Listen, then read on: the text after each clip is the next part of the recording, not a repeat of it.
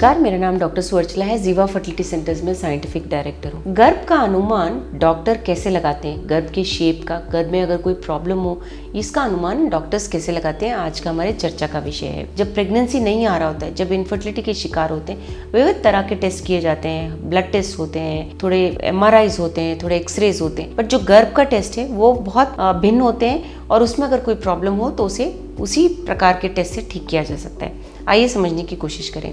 सबसे पहला है वजाइनल अल्ट्रासाउंड। ये बहुत लोगों ने किया होगा। ये बहुत सिंपल है।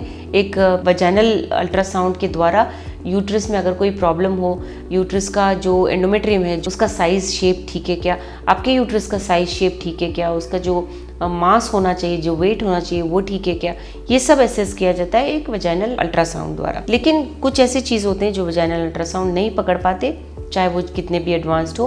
तब हम सलाइन इन्फ्यूजन सोनोग्राम करते हैं, जिसमें सलाइन वाटर आपके यूट्रस में डाला जाता है। ये याद रखिए कि ये स्टेराइल होता है और ये सिर्फ डॉक्टर द्वारा किया जाता है।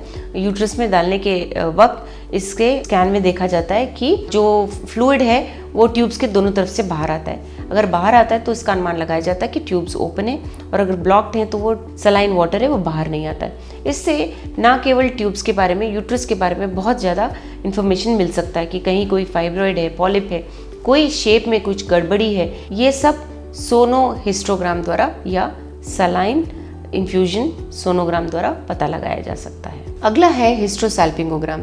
ये भी सोनोसलाइन हिस्टोग्राम जैसा ही है, बट इसमें एक स्पेशल डाई डाला जाता है आपके यूट्रस में और एक्सरे लिया जाता है। अगर ये डाई दोनों तरफ ट्यूब से निकलता है तो ट्यूब ओपन है, इसका अनुमान लगाया जा सकता है। ट्यूब ही नहीं, मैंने जैसे कहा सलाइन इन्फ्यूजन हिस्टोग्राम जैसे, ये भी यूट्रस में अगर कोई प्रॉब्लम है तो उसका क्लियर पिक्चर देता है। अगर कोई फाइब्रॉइड है, जो अंदर कोई मास अंदर है, कोई ऐसा चीज़ जो बढ़ रहा है जो नहीं होना चाहिए, उसे भी इस हिस्ट्रोसैल्पिंगोग्राम या HSG द्वारा अनुमान लगा के निकाला जा सकता है। उसके बाद होता है हिस्ट्रोस्कोपी। हिस्ट्रोस्कोपी एक गोल्ड स्टैंडर्ड है ट्यूब ब्लॉकेज के लिए या यूट्रस में कोई प्रॉब्लम होने की वजह से अगर इनफर्टिलिटी हो रहा है। तो दो तरह के होते हैं, डायग्नोस्टिक या operative hysteroscopy. Diagnostic hysteroscopy problem क्या है देखने के लिए किया जाता है। एक छोटा सा दूरबीन आपके यूट्रस में डाला जाता है और आपके यूट्रस में देखा जाता है कि कहीं प्रॉब्लम है तो कहाँ है और ये क्यों है। इसके द्वारा ये पता लगाया जा सकता है कि कहीं पॉलिप है, फाइब्रॉइड है, कहीं पिछले सर्जरी की वजह से, पिछले सर्जरी अगर आपने कराया उसमें कुछ प्रॉब्लम की वजह से कोई दाग धब्बा रह गया जिसकी वजह से वहाँ पे ब्लड फ्लो ठीक से नहीं हो रहा है, ये सब भी उसके बारे में पता लगाया जा सकता है। Diagnostic hysteroscopy co operative hysteroscopy में बदल सकते हैं, यानी कि अगर प्रॉब्लम का अनुमान लगाया गया है तो उसे ठीक भी किया जा सकता है ऑपरेटिव हिस्ट्रोस्कोपी द्वारा। तो जैसे मैंने कहा, अगर अंदर पॉलिप्स हैं, फाइब्रॉइड्स हैं, अगर स्कार टिश्यू पिछले सर्जरी की वजह से कोई स्कार टिश्यू है वो ठीक किया जा सकता है।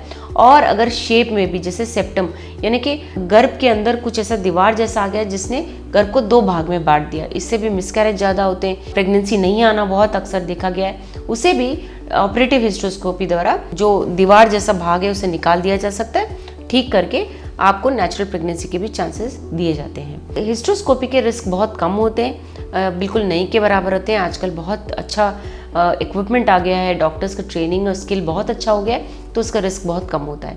अगर आपको हिस्ट्रोस्कोपी कराना है या आपको हिस्ट्रोस्कोपी करवाने के लिए बोला गया है, या आपके घर में कोई डिफेक्ट्स है जिसके बारे में आप सेकेंड ओपिनियन लेना चाह रहे हैं, जिसके बारे में आप और समझने की कोशिश कर रहे हैं, या आपके बच्चे नहीं हो रहे हैं, आपको और इन्फॉर्मेशन चाहिए कैसे प्रेगनेंसी आप पा सकते हैं, अवश्य जीवा फर्टिलिटी सेंटर्स आइए। Thank you. हमने इस वीडियो को बनाने में बहुत मेहनत की है, ज़रूर हमें सब्सक्राइब और लाइक कीजिए। Thank you.